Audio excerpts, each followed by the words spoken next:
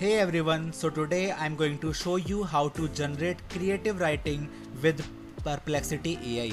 Whether you are writing stories, poems or any other creative content, Perplexity AI can help you come up with ideas and enhance your writing. So let's get started.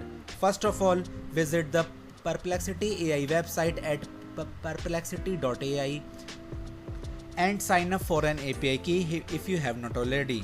You can do it by first of all signing up on your Perplexity AI platform, and then get on the bottom left corner, select the settings icon. Now get to the top right corner and select this API section. Now select docs and then select this get started button. Now here you can get the process of how to get an API key. This key will grant you access to Perplexity AI's writing generation services.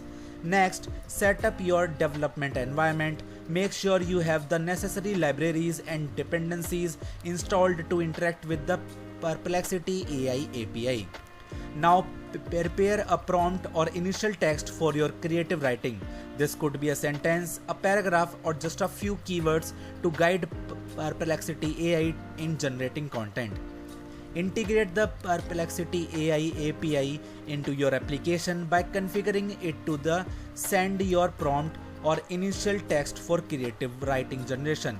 This involves setting up the appropriate API endpoints and handling the requests and responses. Send your prompt to the Perplexity AI API and receive the generated text. Ensure that your application can handle the API response and display the generated content appropriately. Review the generated text and make any necessary edits. While Perplexity AI can produce high quality writing, you may need to tweak the output to better fit your style or requirements. Experiment with different prompts and setting to get the best results.